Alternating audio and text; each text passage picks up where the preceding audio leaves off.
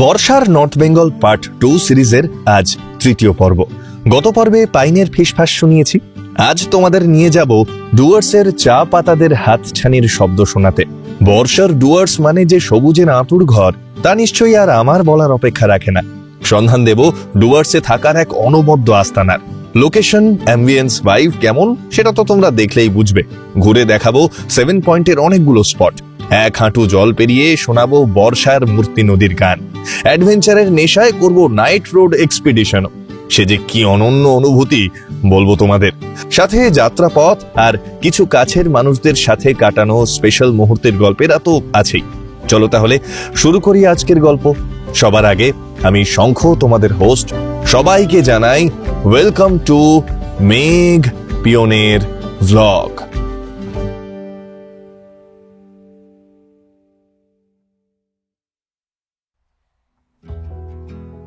মন্ডলগাঁওয়ের শেষ সকাল। আজ 22শে জুলাই 2025। তোমরা জানো গত 3 দিন আমি হুইসপারিং পাইন্সেই রয়েছি।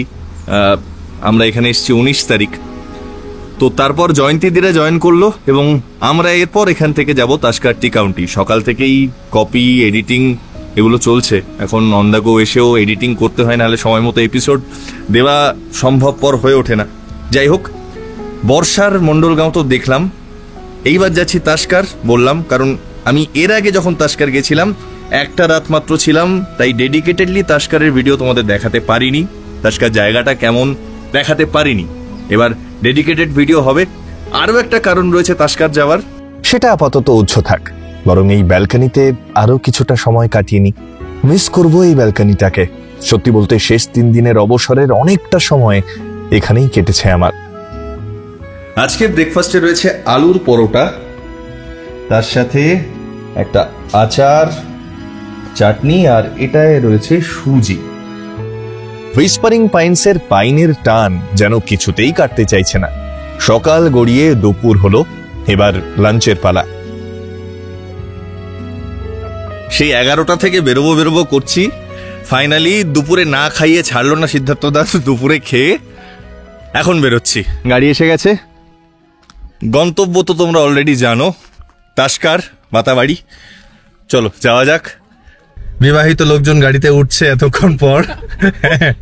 এবার আমাদের জার্নি শুরু হবে। তাহলে শুরু হচ্ছে জার্নি ফাইনালি।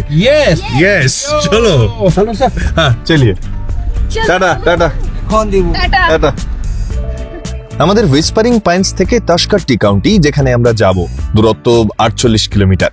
ঝান্ডি, নিমবস্তি, আপার ফাগু, গরুবাথান হয়ে যেতে সময় লাগবে ওই 1 ঘন্টা 40 মিনিট মতো। তবে রাস্তার ভিজিবিলিটি যদি এরকম থাকে তাহলে কতক্ষণ লাগবে আলটিমেটলি বলা খুব মুশকিল।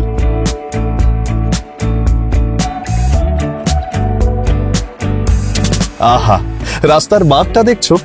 দূরে যতটা দৃশ্যমান পুরোটাই সবুজে মোড়া, আর বাকিটা গ্রাস করেছে বর্ষার মেঘ। একটু এগোতেই সেই মেঘের কবলে পড়লাম। ঝমঝমিয়ে বৃষ্টি হচ্ছে আকাশ ভেঙে।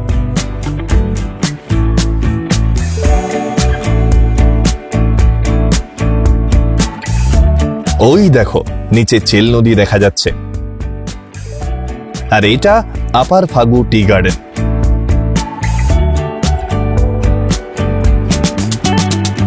কি মায়াবী দৃশ্যপট না? দূরে দৃশ্যমান বড় বড় পাহাড়, আর তার ঠিক সামনে এই চা বাগানটা পেরিয়েই রয়েছে সবুজ গালিচা মোড়া ভ্যালি, তাতে ইতস্তত ছড়িয়ে কালো কালো পাথর। কি যে অপূর্ব লাগছে।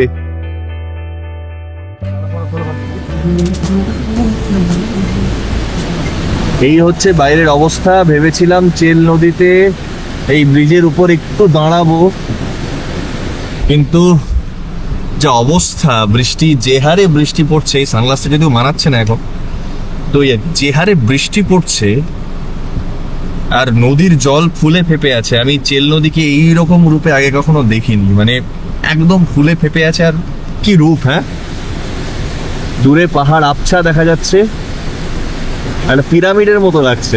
মনে হচ্ছে পিরামিডের মাথাটা কেউ টান দিকে একটু বেঁকিয়ে দিয়েছে। অপূর্ব।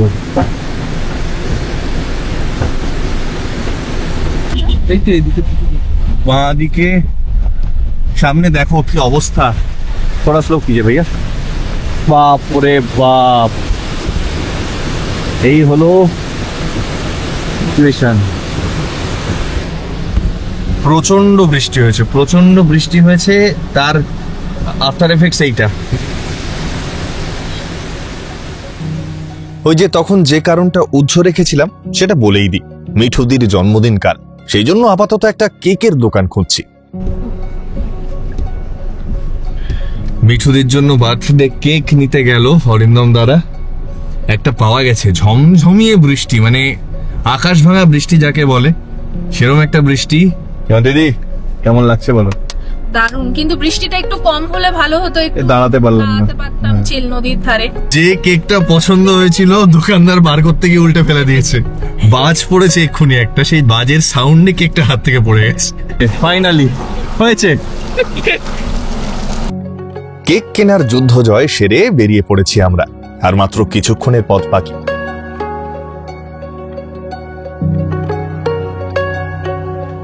এই দেখো, গরু বাথানের বাজার পেরোতে না পেরোতেই বৃষ্টি গায়েব। রাস্তা দেখে নিশ্চয়ই বুঝতে পারছো এদিকে এক ফোঁটা বৃষ্টি হয়নি। এই যে এটা মাল নদী টি এস্টেট পেরোচ্ছি আমরা। চা বাগানের কর্মীরা কাজ সেরে ফিরছে।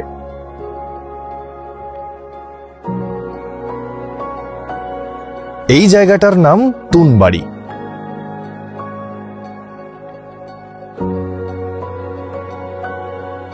বাঁদিকে নিচে বইছে স্রোতস্বিনী মূর্তি। এই নদীটার নাম নেওড়া নদী।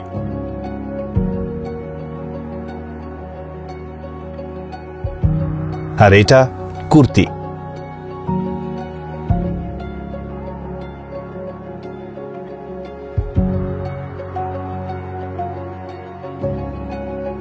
দূরে দেখো, গাছের পাতাগুলো এমন ভাবে শেপ নিয়েছে জ্যামিতি বক্সের সেই চাঁদার মতো মনে হচ্ছে না? এই যে আমরা অলমোস্ট এসে গেছি, আর মাত্র 5 মিনিটের রাস্তা।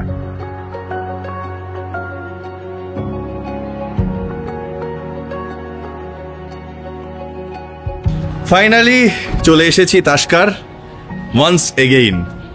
তো এইবার ভালো করে দেখাতে হবে। চলো, 101 নম্বর রুম। আমার রুম টুরটা একটু দিয়ে দিই। এই হচ্ছে 101 নম্বর রুম। আহা,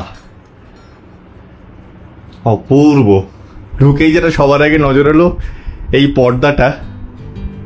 এখানে একটা গ্লাস উইন্ডো আছে খুব সম্ভবত, হ্যাঁ গ্লাস উইন্ডো আছে। ঢুকেই সবার আগে এইটাই নজরে আসে। অসাধারণ একটা ব্যালকনি, দুখানা চেয়ার রয়েছে, সোফা চেয়ার, আর এখান থেকে এই হচ্ছে ভিউ। চা বাগানের মধ্যে একদম। সকালটা দারুণ কাটবে, দারুণ। আচ্ছা, ঘরটা দেখাই। ঢুকেই এটা হচ্ছে কমন স্পেস, এটা হচ্ছে মেন এন্ট্রান্স। দারুণ কমফোর্টেবল একটা এনভায়রনমেন্ট তৈরি করেছে এই ঘরের কালারটা, যেটা আমার খুব আই সুদিং লাগছে। এখানে একটা 3 জনের সোফা রয়েছে, এখানে একটা দেওয়া আছে, এখানে একটা চেয়ার দেওয়া আছে, এখানে কমন টেবিল দেওয়া রয়েছে, ওখানে লাগেজ রাখার র্যাক বা জুতো রাখার র্যাক রয়েছে, এখানে ডাস্টবিন দেওয়া রয়েছে। খুব সুন্দর সুন্দর কিছু ফটোগ্রাফ রয়েছে। একটা টিভি রয়েছে এখানে, সন্ধ্যেবেলার পর লেজার টাইম কাটানো যায়। এইটা হলো বেডরুম। একটা কিং সাইজ খাট রয়েছে, দারুণ ওয়ার্ম একটা অ্যাম্বিয়েন্স, আর রয়েছে মন ভালো করে দেওয়া দেওয়াল জোড়া এক ভিউ উইন্ডো। এছাড়াও ইলেকট্রিক কেটেল রয়েছে, জলের বোতল রয়েছে, চায়ের স্যাশে দিয়েছে। মোট কথা খুব রুচিশীল ভাবে সাজানো গোটা ঘরটা। আর এইটা হচ্ছে টয়লেট। ওয়েস্টার্ন কামোড আছে, গিজার রয়েছে, শাওয়ার রয়েছে, আয়না, বেসিন। আচ্ছা, তাস্কারের দায়িত্বে আছে অঙ্কিত, ওখানে ছিল আয়ুষ। হুইসপারিং পাইন্সে আয়ুষ আর অঙ্কিত 2 বন্ধু, তাই তো? হ্যাঁ, তো অঙ্কিতই দেখাচ্ছে কি কি ক্যাটাগরির রুম আছে। অঙ্কিত, আমি যে রুমটায় আছি ওই রুমটা কি ক্যাটাগরির রুম?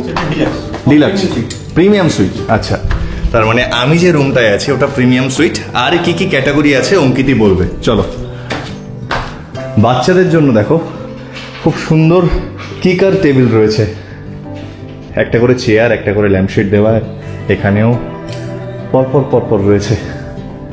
তো কেউ চাইলে এখানে বইপত্রও পড়তে পারে। আচ্ছা অঙ্কিত, 204 কিং রুম। আচ্ছা, বিশাল রুম তো, বাপরে বাপ। ডবল বেড, মানে 4 জন এখানে, 4 অ্যাকোমোডেশন 4 জন, 2টো ডাবল বেড, হিউজ একটা রুম। এখানে লিটারালি ফুটবল খেলা যাবে, এত বড় রুম। একটা সোফা রয়েছে, এখানে 3 জন বসতে পারে। একটা টি টেবিল দেওয়া রয়েছে, এদিকে একটা ছোট্ট সোফা, এদিকে একটা ছোট্ট চেয়ার, ওখানে একটা ছোট্ট টুল, এদিকে 2টো চেয়ার রয়েছে। চেয়ারে চেয়ারে 6 লাভ। এখানে একটা চেয়ার, ওখানে একটা চেয়ার, এখানে একটা টুল। এ হচ্ছে একটা বিরাট টিভি, এসি, খুব সুন্দর, খুব সুন্দর। ওয়াশরুম, আচ্ছা এখানেও র্যাক রয়েছে, জিনিসপত্র রাখতে পারো। বন্ডার লাইন দিয়ে দাঁড়িয়ে আছে। এটা হচ্ছে ওয়াশরুম। ওয়াশরুমে একটা ভিউ উইন্ডো আছে দেখতে পাচ্ছি, ওয়েস্টার্ন কমোড, শাওয়ার, গিজার আছে এখানে। আচ্ছা গিজার আছে বলছে, বেসিন, আয়না, 2টো টয়লেট। আচ্ছা 2টো টয়লেট, ওই জন্য এখানে একটা গিজার দিয়ে 2টোই চলছে। এখানেও ওয়েস্টার্ন কমোড আছে, গিজার রয়েছে, বেসিন, আয়না। এটাও বেশ স্পেশিয়াস। বাপরে বাপ, আমি ঘরটায় ঢুকে আমি ছিটকে গেছি, এত বড় ঘর এবং বেশ রুচির ছাপ স্পষ্ট। সিদ্ধার্থ দাদের প্রত্যেকটা প্রপার্টিতেই তাই থাকে, এখানেও তাই, রুচির ছাপ স্পষ্ট। চলো, বেশ গরম গরম লাগছে, ঘামছি। এটা হচ্ছে 203 নম্বর রুম। বাপরে বাপ, এখানে আবার একটা প্ল্যাটফর্ম করা, যেখানে বেড রাখা, 2টো কিং সাইজ বেড, 2 জন আরামসে শুতে পারবে। এদিকে র্যাক রয়েছে, গন্ডার রয়েছে, আয়না, একটা চেয়ার, এদিকে সোফা সেট, চেয়ার, টুল, চেয়ার ভরে রয়েছে, ইন্টারকম তো রয়েছে। দারুণ দারুণ। এরও নিশ্চয়ই 2টো বাথরুম, ডাবল বাথরুম। আমি এই জিনিসটা কিন্তু দেখিনি, মানে একটা ঘরে যেহেতু 4 জন, 4 জনের জন্য 2খানা বাথরুম রয়েছে, যেটা খুব ইউনিক। এই হচ্ছে এখানকার বাথরুম। এটা হচ্ছে ওয়েস্টার্ন কমোড, এখানে ওয়েস্টার্ন কমোড, 2টো আলাদা সেকশন করা, আর এটা হচ্ছে বাথের সেকশন, আর এটা হচ্ছে বাথের সেকশন। এদিকে 3টে বেসিন রয়েছে, ফাটাফাটি ফাটাফাটি, খুব ভালো। আর কত কোজি লাইটিং অ্যাম্বিয়েন্স, দেখো কত কোজি অ্যাম্বিয়েন্স। আচ্ছা 201 মানে যে রুমটায় আমি ছিলাম, আরেকবার দেখিয়ে দিই। সেই হচ্ছে ঘর, একটা ডাবল বেড, বেড সাইড টেবিলে ইলেকট্রিক কেটেল, জলের বোতল, ইন্টারকম, এখানে র্যাক রয়েছে, আলমারি রয়েছে, আয়না রয়েছে, আর এইটা হচ্ছে একটা বিরাট ভিউ উইন্ডো। পর্দাটা একটু সরিয়ে দাও, বিরাট একটা ভিউ উইন্ডো। এখান থেকে ঘুম থেকে উঠে, এখান থেকে যখন উঠবে, উঠেই তোমরা চা বাগানের ভিউ পাবে। বেশ গরম, যার জন্য শার্টটা পাল্টাতে বাধ্য হলাম। কালকে তার আগের দিন মন্ডলগাঁওতে ছিলাম, তো ওখানে যথেষ্ট ঠান্ডা এখনো আছে। এইখানে আজকে তো জুলাই মাসের 22 তারিখ, গরম থাকবে সেটাই স্বাভাবিক। আর আকাশও মেঘলা হয়ে রয়েছে, গুমোট একটা ভাব, হিউমিডিটিও বেশি, তাই ঘামও হচ্ছে প্রচন্ড। যাই হোক, চলো মূর্তি নদী থেকে এবার একটু ঘুরে আসি। কি অপূর্ব লাগছে, আহা! প্রকৃতি নিজের খেয়ালে কত রকমের আলপনা আঁকে। হ্যাঁ, আকাশে আলপনা এঁকেছে, এই যে।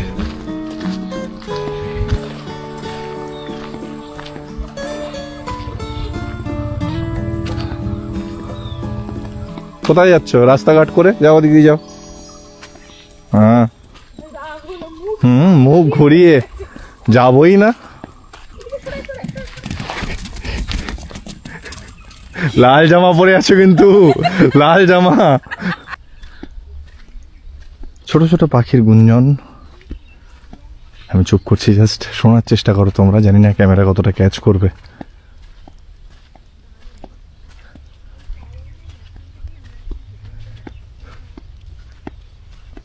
হালকা মৃদু একটা হাওয়া আসছে, মনে হচ্ছে না এই চ্যানেল দিয়ে সোজা হাওয়াটা সে গায়ে লাগছে। এই যে পাতা নড়ছে,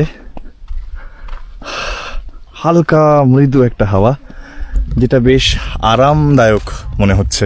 কারণ ঘেমে আছি, একটু ঘাম হয়েছে গরমের জন্য, আর সেই ঘামে যখন হাওয়াগুলো লাগছে জুড়িয়ে যাচ্ছে পুরো।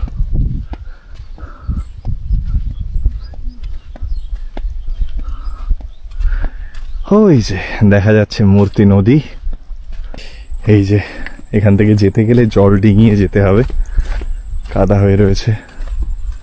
চলো এসছি যখন ঘুরেই আসি।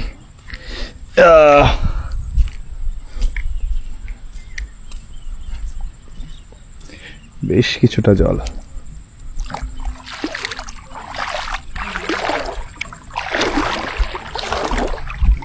এই যে এতটা জল,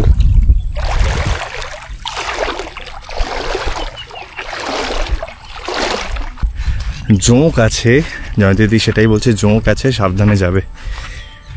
বর্ষাকালে আমরা ওদের এলাকায় আসছি, জোঁক তো থাকবেই। ওই যে ওই যে ওই যে ওই যে বেশ বড় ময়ূর, অনেকগুলো ময়ূর আছে। ওই যে ওই যে পালাচ্ছে, ওই যে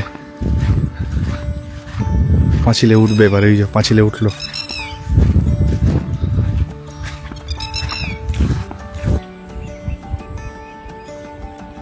এখানে এই পাঁচিলটা আস্তে আস্তে নদীর গর্ভে চলে যাওয়ার জোগাড় হয়েছে, ভেঙে পড়েছে।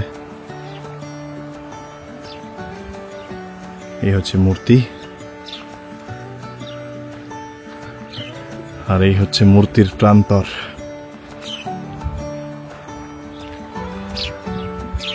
আকাশে পাখি উড়ে যাচ্ছে একের পর এক, সন্ধ্যায় বাসায় ফিরছে ওরা। নীল লাগছে জলটা পুরো।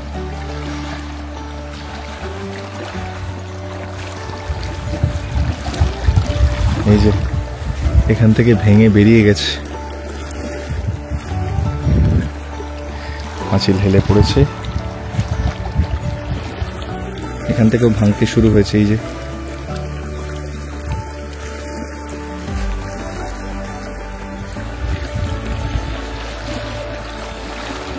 এই হচ্ছে তাস্কারের বাইরের লুক। চা বাগানের বাইরে দিয়ে তাস্কারকে এরকম লাগে, মানে তাস্কারের লোকেশনটা বুঝতে পারছো? এই হচ্ছে গরুমারা এলিফ্যান্ট ক্যাম্প, আর এই হচ্ছে তাস্কার, একদম কোর এরিয়া, মানে এর পেছনে জঙ্গলের কোর এরিয়া স্টার্ট হচ্ছে। এর ভেতরে কিন্তু হাতি দেখতে পাচ্ছি, পোষা হাতি, কুনকি হাতি যেগুলোকে বলে আর কি। ঢোকার টাইম আপাতত শেষ হয়ে গেছে, সন্ধ্যের মুখে গেট বন্ধ হয়ে গেছে। ওই যে কুনকি হাতি দেখা যাচ্ছে, লেজ দেখা যাচ্ছে। বেশ গরম আছে, বেশ বেশ ঘাম হচ্ছে, আর একটু হাঁটাহাঁটি করলেই অস্বস্তিকর গরম একটা। হ্যাঁ, জুলাই মাস, কিছু করার নেই, কিন্তু প্রকৃতির কোলে তো সেইটা বোঝা যাচ্ছে। কিন্তু মানে যখন শ্বাস নিচ্ছি, এত গাছপালা চারিদিকে, ভীষণ রিফ্রেশিং লাগছে। দুপুরবেলা উপর থেকে নামতে নামতে ওই রাস্তা দিয়ে আস্তে আস্তে খাবার হজম হয়ে গেছিল, ভাবছিলাম কখন সিদ্ধার্থদা ডাকবে, ফাইনালি ডেকেছে। আমাদের মধ্যে এই মুহূর্তে আমরা পেয়ে গেছি এমন একজনকে যিনি এখনো জন্মাননি। এই যে আপনি বলুন, আপনার কেমন লাগছে? এই যে আপনি জন্মাবেন করছেন, অনুভূতিটা কেমন? সকাল থেকে আপনি কিভাবে আমার পেছনে লেগে আছেন বলুন। আমি যত আমার প্ল্যানিং তো পুরোপুরি ঘেটে ঘন্ট হয়ে গেল।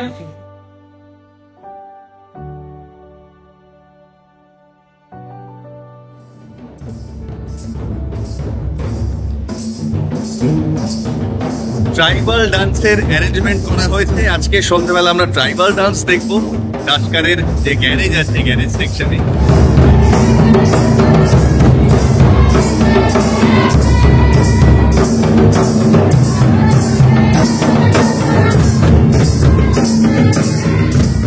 এই যে ট্রাইবাল ডান্সটা হচ্ছে, আমাকে একটু জোরে কথা বলতে হচ্ছে কারণ ট্রাইবাল ডান্স চলছে।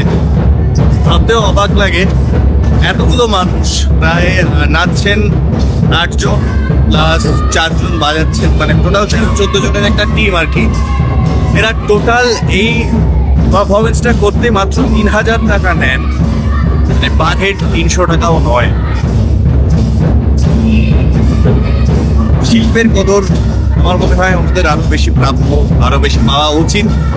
দেখা যাক, তোমরা যদি আসো, আমি অনুরোধ করব যদি ফ্যামিলি নিয়ে আসো তাহলে, বা আরো গ্রুপে আসো। জানি 2-3 জন এলে 3,000 টাকা দিয়ে অ্যাফোর্ড করা অনেকের ক্ষেত্রে সম্ভব হয় না, কিন্তু যখনই গ্রুপে আসছো, বন্ধু বান্ধবদের সাথে আসলো, অ্যাটলিস্ট দেখো, মানে ভালো না লাগলেও দেখো, ওনাদের একটু সুরাহা হবে। আমার তো দারুণ লাগছে, এগুলো আমাদের সংস্কৃতি, আমাদের কালচার, এরাও আমাদের কালচারের অত্যন্ত পূর্ব পার্ট। আমাদের তো কেউ বলছে না। ঘড়ি বলছে 10:30। এই যে গাড়ির আলো দেখছো, আমরা এখন বেরোচ্ছি, একটু রাস্তায় বেরোই, দেখি যদি কোনো বন্যজন্তু দেখা যায়। এটা জুলাই মাস, এখন তো সাফারি বন্ধ, তাই একটু বেরোচ্ছি, যেহেতু গাড়ির সুবিধাটা আছে। দেখা যাক কোনো লাভ হয় কিনা। চলো। অভয়দা আজকের ক্যাপ্টেন বলেছে কিছু না হোক 100% হরিণ দেখাবেই। ইনফ্যাক্ট আজ আসার সময়ই একটা সাম্বার দেখেছে, তো সেটাকেই চেস করব আমরা প্রথমে। দেখা যাক দেখতে পাই কিনা।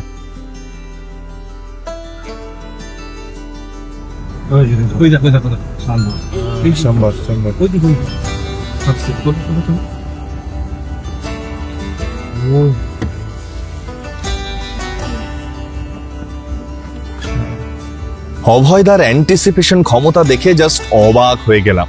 ঠিক জানে কোন সময় কোথায় কোন জীবজন্তু থাকতে পারে। একটাই ব্যাপার, যেহেতু এটা বর্ষাকাল, জঙ্গলের ভেতরে পর্যাপ্ত জল বন্যজন্তুরা পেয়েই যায়, তাই এই সময়টা সচরাচর ওরা বাইরে আসে না।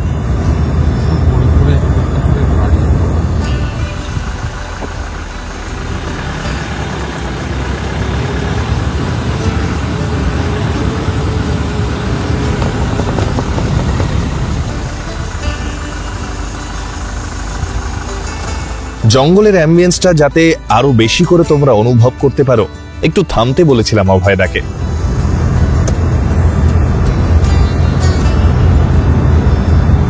কিভাবে লোকটা রাস্তায় সতর্ক নজর রেখে চলেছে শুধু সেটা দেখো।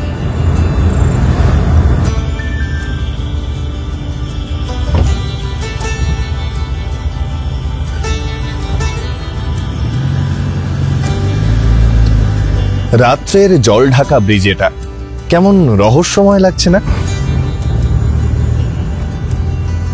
রাস্তাটা কি অপূর্ব লাগছে না? রাস্তার পাশের লাইটগুলো জ্বলছে নিচ্ছে, দেখেছো? কেমন লাগবে যদি গাড়ির লাইট বন্ধ করে দেওয়া হয়? কি অপূর্ব না? মনে হচ্ছে না সিনেমায় দেখা কোনো টাইম মেশিনে সময়ের সফর করছি আমরা?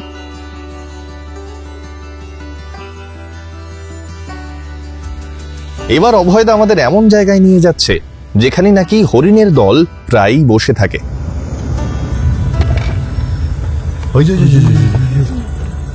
মরে আছে,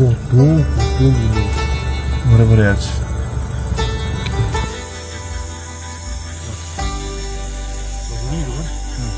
কটা? 1 2 3 4 5 6 7 8 9 10 11 12 13 14টা আছে। চলো গাড়িতে চলো, হয়ে গেছে, চলো। অনেক রাত হলো, 12টার আগে আমাদের রিসর্টে পৌঁছাতেই হবে। মিঠুদের জন্মদিন বলে কথা। ঘড়ি বলছে 11:58। আমরা মোটামুটি টাইমে ইন করে ফেলেছি। কেকটা খুব সুন্দর, নিচেরটা সরিয়ে দাও। খুব সুন্দর কেকটা, জন্মিয়েই এত বড় হয়ে গেছে।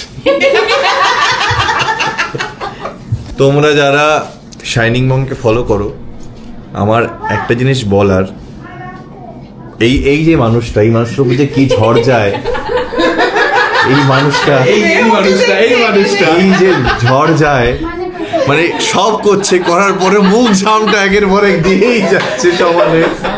এটাই তো উচিত, এটা হবে, কিছু করার নেই, এটা হতেই হবে। কি অবস্থা, তোমরা কমেন্টে জানাও। একটা পিটিশন করতে হবে তোমার এগেইনস্টে। হ্যাপি বার্থডে ডিয়ার মিঠুদি, হ্যাপি বার্থডে টু ইউ।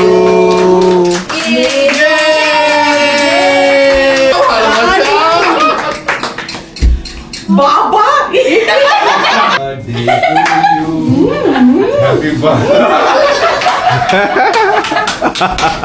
কিরম লাগছে একটু দেখি। এদিকে এদিকে দারুণ মজা করলাম সবাই মিলে। এবার খিদে পেয়েছে, ডিনারের পালা। মিঠুদির বার্থডে স্পেশাল মেনুতে ছিল mixed fried rice, chilli potato আর চিকেন চিলি বোনলেস। বলাই বাহুল্য, খাবারের স্বাদ অনবদ্য ছিল।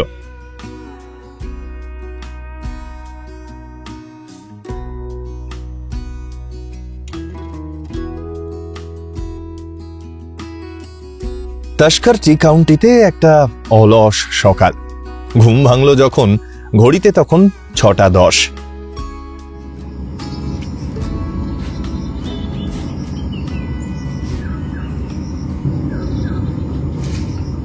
চা বাগানে ঘেরা এই রিসর্টে সকালটা যে এত মিষ্টি হবে সত্যিই ভাবিনি।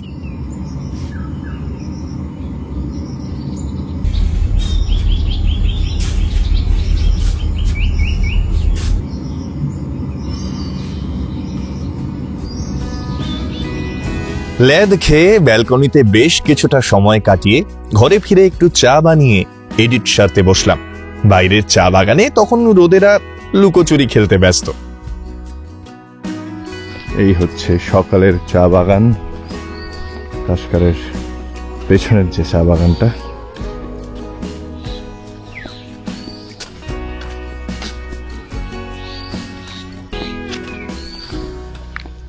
কত পাখি ডাকছে শোনো।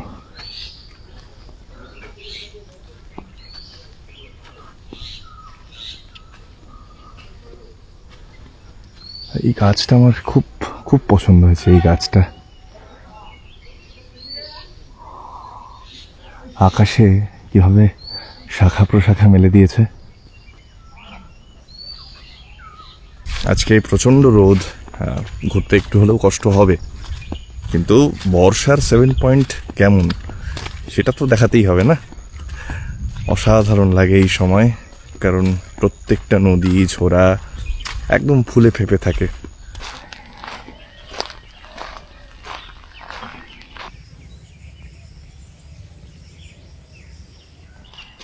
এটা কিন্তু ডেন্স ফরেস্ট, এই পেছনের পার্টটা একদম ঘন জঙ্গল, কংক্রিটের জঙ্গল। আর এই জঙ্গলের মধ্যে কতটা পার্থক্য সেটা এখানে এলে বোঝা যায়। গাছের উপকারিতা কতটা, গাছের প্রয়োজন আমাদের, গাছেদেরকে আমাদের প্রয়োজন, সেটা বোঝা যায়। স্টিল যেভাবে গাছ নিধন হচ্ছে একের পর এক, ফ্ল্যাট কালচার, রাস্তা বানানো, এইসবের জন্য, সেটা কোনোভাবে আমাদেরকে হেল্প করছে না। কিন্তু জানি না মানুষ কবে বুঝবে। এই যে গাছের ছায়ায় দাঁড়িয়ে আছি, অদ্ভুত ঠান্ডা এই জায়গাটা। ওইখানে রোদের মধ্যে ছিলাম, কি গরম লাগছিল, জাস্ট ছায়া এলাম, ঠান্ডা, একদম ঠান্ডা। কত পাখি ডাকছে শোনো, কত পাখি।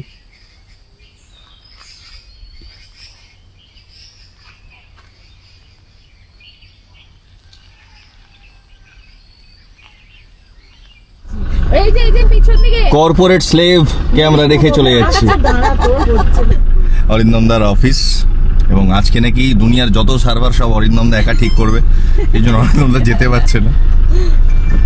টাটা, চলো আমরাই যাই। আমরা এখন যাচ্ছি 7 পয়েন্ট দেখতে।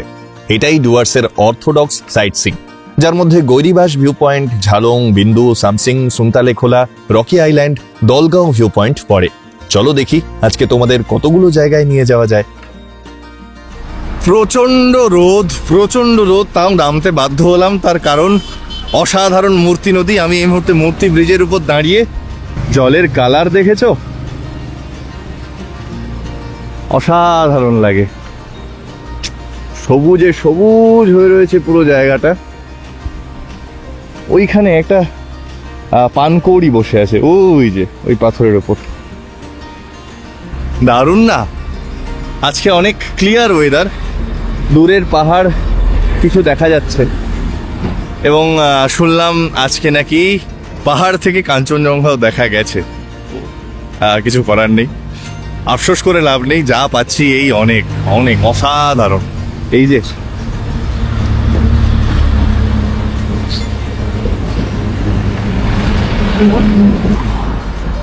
এইটা হচ্ছে এপারের ভিউ, এই যে স্বচ্ছ মূর্তির জল, এদিকটা পুরো সি গ্রিন, এদিকে পাথর দেখা যাচ্ছে, এদিকটা একটু ডিপ ওই জন্য পাথরটা কম দেখা যাচ্ছে, এদিকটা কম ডিপ বলে পাথর দেখা যাচ্ছে। আর এই হচ্ছে ল্যান্ডস্কেপ। আমরা এখন বিন্দু ড্যামের দিকে যাচ্ছি। পথে পড়বে গৈরিবাস ভিউ পয়েন্ট আর ঝালং। একটা জিনিস খেয়াল করেছো, সবুজেরা কিভাবে রাস্তাকে ঘিরে ধরছে? বাইরে রোদ এতই কড়া যে হাত বাইরে বার করে রাখা যাচ্ছে না, আবার গাছের ছায়া এলেই সেই তাপ নিমেষে হাওয়া।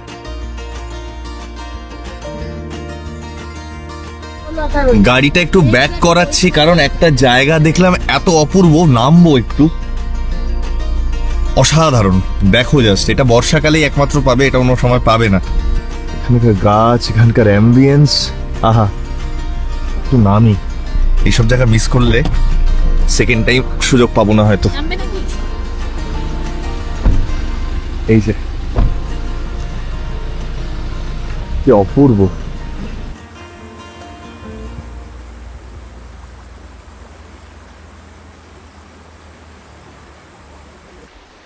দারুণ না? অসাধারণ লাগে, মানে পাখি ডাকছে, গাড়ি চলছে তারপরেও মানে কাঁচ তুলেও পাখির ডাক শুনতে পাচ্ছি। অসাধারণ অসাধারণ। এইখানে বারবার বলি না, জঙ্গলে এলেই একমাত্র আমরা বুঝতে পারি যে আমরা জঙ্গলের কতটা ইন্টিগ্রাল পার্ট, আমাদের অবচেতন ভেতরের একটা পার্ট জঙ্গলের সাথে অত্যন্ত গাঢ়ভাবে কানেক্টেড আর কি, অত্যন্ত রুটেড আমরা, কারণ আমরা এই জঙ্গলেরই তো পার্ট। সে আদিমকাল থেকে মানুষ প্রকৃতিরই অংশ। এখন আমরা একটু কংক্রিটের জঙ্গলে নিজেদেরকে আবদ্ধ করে ফেলে আসল জঙ্গল থেকে নিজেদেরকে অনেকটা দূরে সরিয়ে নিয়ে গেছি। জঙ্গলে এলে সেটা মনে হয় যে এটাই তো আমাদের আসল জায়গা ছিল একটা সময়, তাই না? এই যে কি অপূর্ব লাগছে।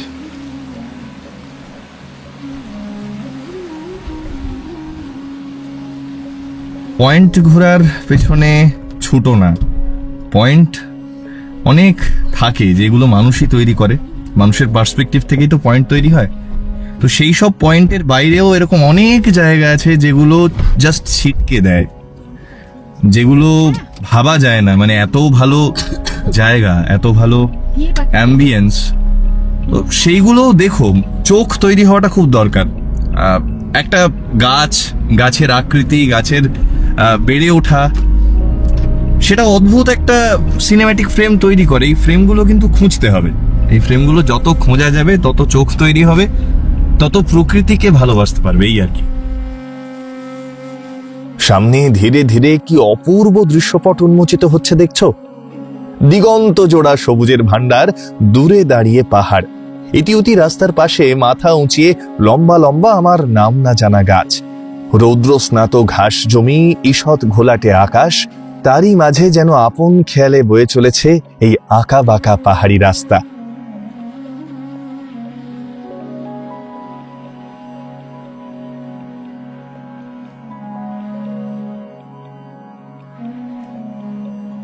এই যে ডান দিকের যে গাছগুলো দেখছো, এগুলো কিন্তু রাবার গাছ, চাষ করা হয়েছে।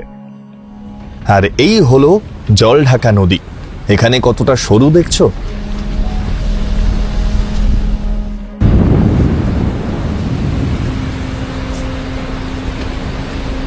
পুরো পোর্ট্রেট একদম আঁকা ছবির মতো মনে হচ্ছে জায়গাটা। ফ্রেমটা দেখো, আহা।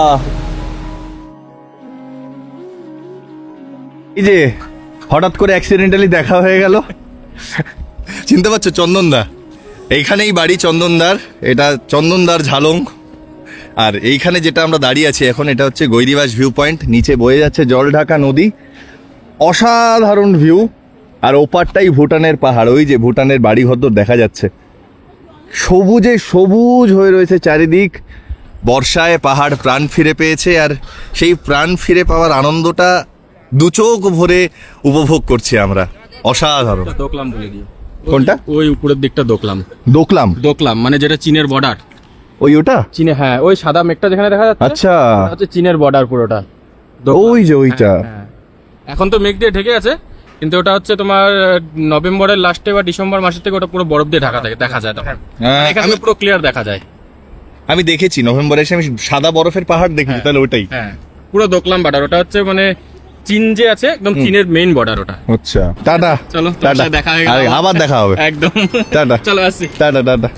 এই ট্রিপেই আমাদের সাথে সন্তুকে, দাদাকে দেখেছো, আবার দেখা হয়ে গেল কদিনের মধ্যে। চেনা মানুষদের সাথে দেখা হলে খুব ভালো লাগে। অসাধারণ জায়গা। আর এখন আজকে ওয়েদারটা একদম রৌদ্রোজ্জ্বল দিন, তো পুরো ক্লিয়ার দেখা যাচ্ছে সবকিছু, একদম ক্রিস্টাল ক্লিয়ার। ওই যে ভুটানে ইয়েতে রাস্তায় গাড়ি যাচ্ছে।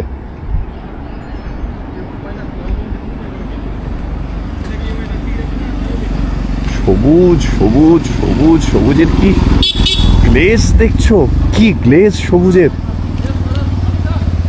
হ্যাঁ, ও বলছে সেটা আমায়, ও বলছে গুড বয়। আমি গুড বয়, বাবা। আমাদের নেক্সট গন্তব্য ঝালং।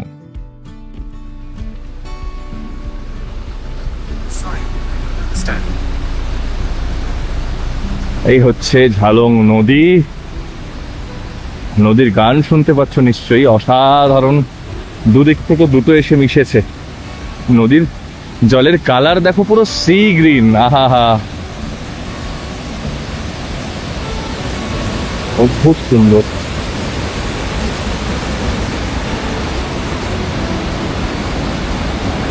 অপূর্ব লাগছে।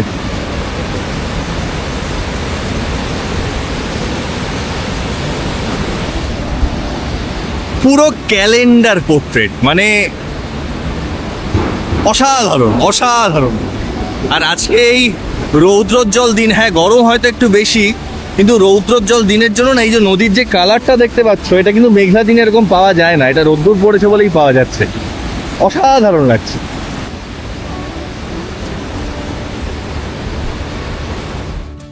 আবার ব্যাক টু পথ।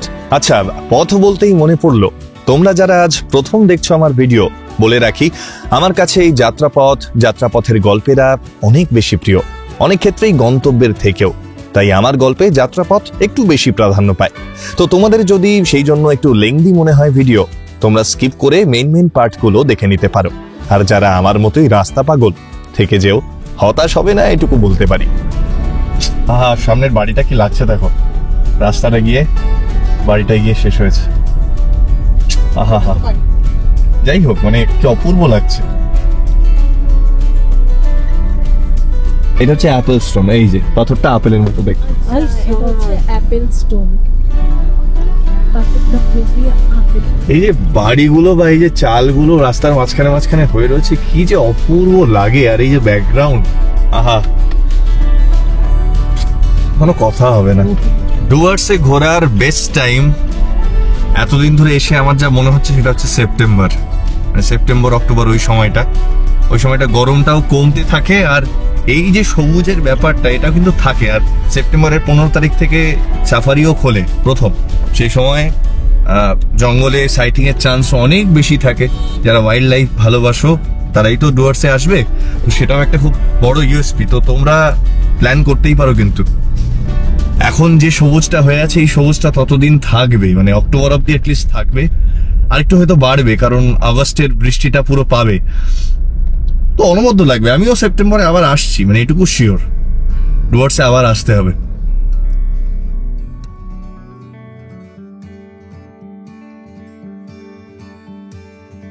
আমি এই প্রথম বর্ষাকালে বিন্দুতে আসছি এবং জায়গাটাকে চেনা যাচ্ছে না।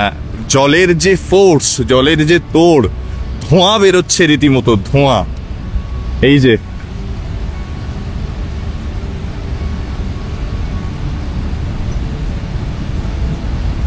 আমি এত দূর অবধি জল আসতে কোনোদিন দেখিনি। নিচেই থাকতো, এইখান থেকে জল হু হু করে পড়ছে।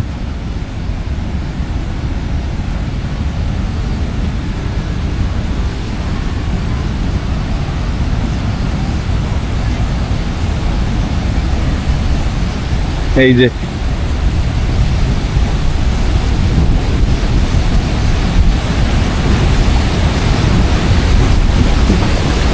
অবস্থা দেখো।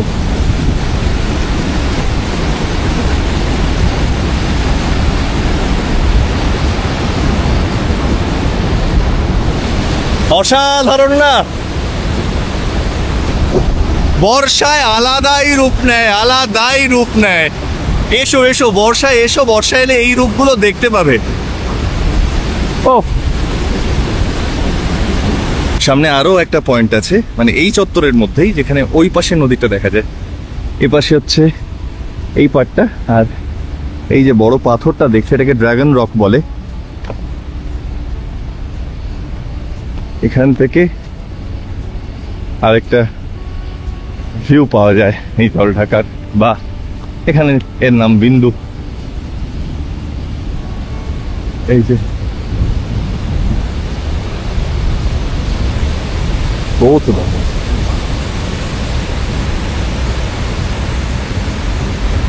অপূর্ব, হ্যাঁ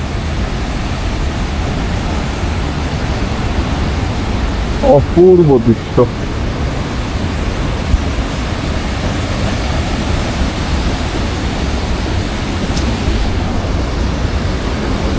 মাস্ট ভিজিট প্লেস। 7 পয়েন্ট করলে অবশ্যই করতে হবে এবং করা উচিত। 7 পয়েন্ট লোকে এই জন্য আসে। এখানে এই ভ্যালিতে প্রচুর প্রজাপতিও উঠছে, ক্যামেরায় ধরা যাচ্ছে না সবসময়, কিন্তু বিভিন্ন রঙের প্রজাপতি। দারুণ লাগছে, দারুণ লাগছে।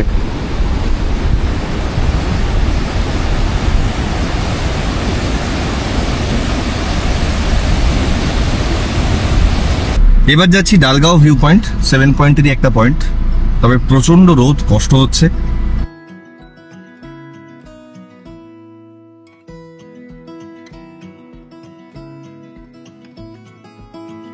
ডালগাঁও কিন্তু মাস্ট ভিজিট প্লেস একটা। কেন সেটা গিয়ে দেখাচ্ছি। এখানে পার হেড টিকিট কিন্তু 25 টাকা করে পড়ে। চলো যাওয়া যাক।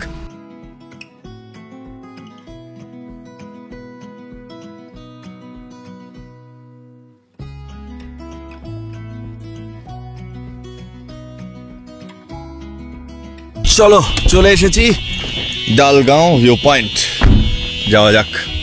প্রচন্ড রোদের তেজ, গা পুরো পুড়িয়ে দিচ্ছে একেবারে। লাস্টবার যখন এখানে এসেছিলাম তখন আমি ব্লগ করতাম না, সেটা 2021 সম্ভবত, 2021-এ এসেছিলাম। আমার খুব প্রিয় এক দাদা, দত্তদা, তখন বেঁচে ছিলেন, কিন্তু আমাদের এই ট্রিপটার পরেই দত্তদা চলে যান আর কি। এই হচ্ছে ডালগাঁও।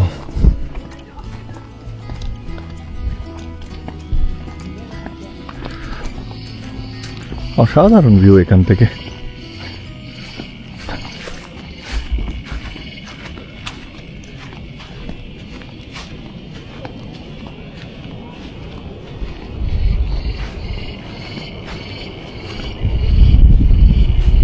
নিচে জল ঢাকা নদী বয়ে গেছে, ওপারটা ভুটানের বাড়ি ঘরদোর,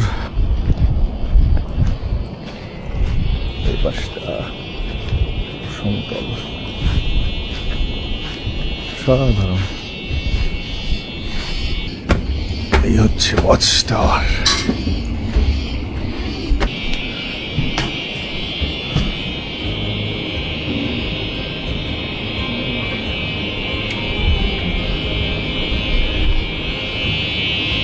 নো ডাউট এই 7 পয়েন্টের সবচেয়ে ভালো ভিউ পয়েন্ট যদি বলা হয় সেটা ডালগাঁও।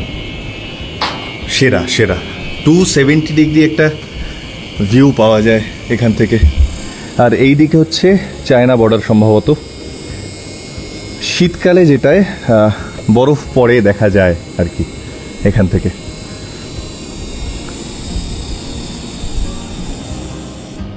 বাইরে প্রচন্ড দাবদাহ এবং তাতে মাথা যন্ত্রণা শুরু হয়েছে আমার, তাই সরি। তোমাদের রকি আইল্যান্ড, সামসিং, সুলতানে খোলা এগুলো এই ভিডিওতে দেখাতে পারলাম না, পরে কখনো দেখাবো নিশ্চয়ই। আপাতত রিসর্টে ফিরি, খেয়ে দিয়ে সেই যে সিক্রেট জায়গায় যেতে হবে না।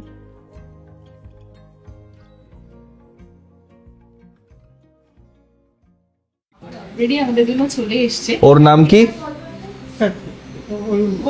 অরুণ। আচ্ছা অরুণ লাঞ্চ দিয়ে গেল, ওদিকে অঙ্কিত কলে ব্যস্ত। সিদ্ধার্থদার প্রপার্টির ক্ষেত্রে যেটা আমি দেখেছি, সিদ্ধার্থদা নিজেও বলে সিদ্ধার্থদার স্টাফ ভাগ্য খুব ভালো। প্রত্যেকটা ছেলে না ভীষণ ভালো, ভীষণ কর্ডিয়াল, ভীষণ আন্তরিক এবং খুব চুপচাপ নিজেদের কাজ করে, যেটা দেখে আমার খুব ভালো লাগে। তাই তো সিদ্ধার্থদা? হ্যাঁ, আমার স্টাফ খুব ভালো, আমার স্টাফ ভালো এবং কি বলবো, তা আমি খারাপ বিনয়, না, বিনয় নয়, বাদল, দীনেশ।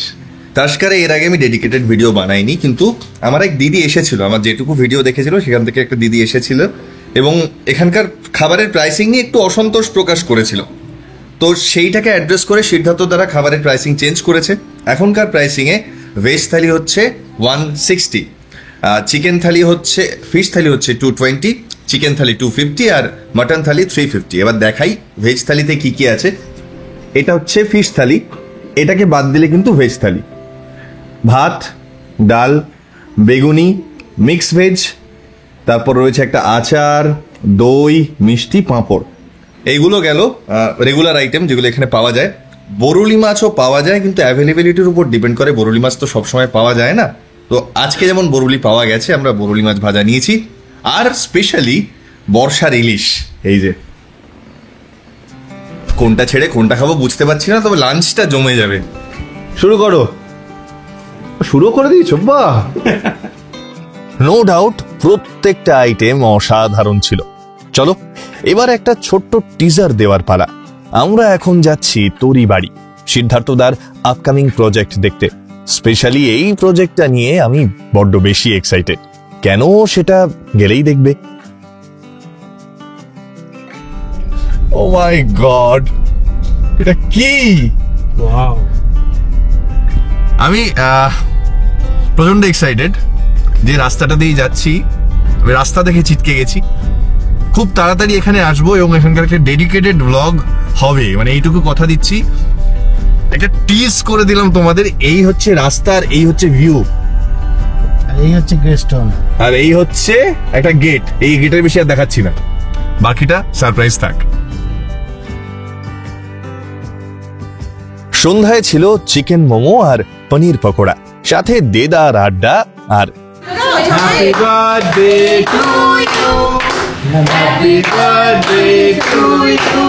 অদ্যই শেষ রজনী তাস্কার টি কাউন্টিতে।